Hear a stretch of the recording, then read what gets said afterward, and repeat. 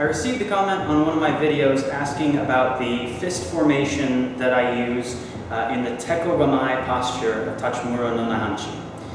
This is the official fist method to use for that section of that kata, and I actually originally learned it, this extended index knuckle fist, in shuri-ryu, where it's taught as a secret or hidden technique in the kata wansu.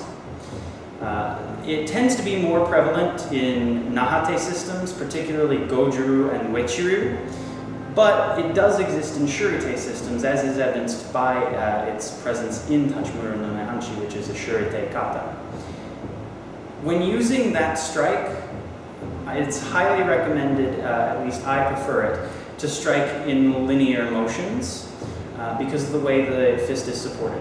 When you form this fist, you'll close the bottom 3 fingers, bend the index finger halfway down, bend the thumb and place it on the middle finger, and then press the index finger and thumb together. What this does is places the thumb directly behind the index finger to give it support. You can also extend the thumb to support it, which also works, although I don't prefer it. I prefer the bent thumb method. This is actually the method that Motobuchoki shows in his book and that you can see on my shirt. When you do it this way or this way, it has support behind that knuckle that you're striking with. Some people will make it with the thumb on top. Now, when you do that, you lose all of the support behind the finger, and so it tends to collapse. If you're striking with a downward motion, you can make it work, but it's really just not as effective. I always do it this way, and some people do it this way, but either of those methods I find to be more effective than this. When you're using it, it really works on soft targets. It's not something that you'd be hitting someone in the top of the head with. Typically, you're going to be going for targets in the face or neck with this. The eye, under the cheekbone, under the nose, behind the jaw, the soft targets in the neck. But once you've strengthened it enough, you can also use it to targets on the body, the hollows of the shoulders, the solar plexus between the ribs, things like that. But it does take a lot of work to be able to strike those things. You can't just learn how to make the fist and go start hitting things. You really need to start slow and work your way up. The best resources out there right now on this fist and other small surface strikes, I have 2 of them. One of them is Ryan Parker Sensei's blog, ryukyuma.blogspot.com. He has a great article on there going over a wide variety of small surface strikes, everything from your naha-te spear hand into Keiko-Ken and more. He shows how to make them properly, how to make them improperly, the differences, and kind of how to test them to make sure that they'll hold up for you.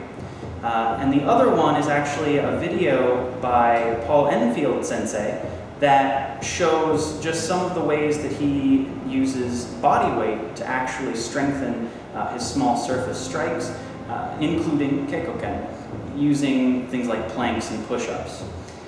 That's something that you really can benefit from when you're starting out, is just using these to hold yourself up in a plank type position. I recommend starting from your knees and using mats to have your fists on. But you can work your way up to firmer and firmer material and work your way up to being on your feet instead of your knees. You can also lean against a wall if you can't actually do the plank to begin with. But you need to strengthen that structure before you can really start doing much with it.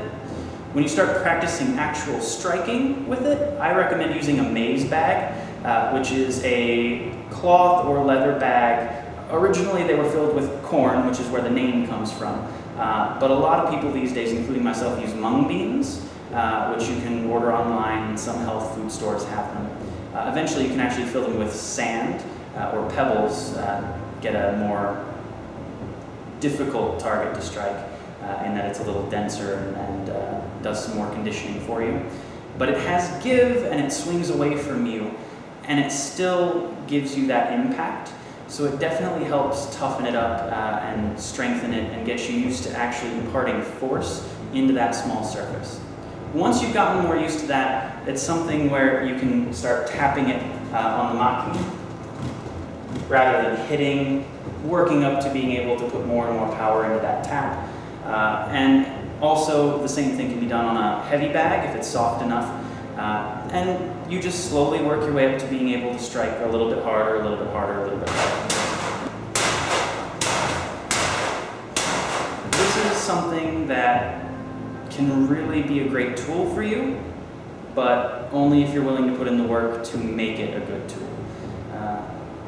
It's something that a lot of people don't bother with because it takes a while to develop this fist, strengthen it, toughen it, and make it useful. But I really find it to be a great fist method, and it's something that I bring into my training quite frequently.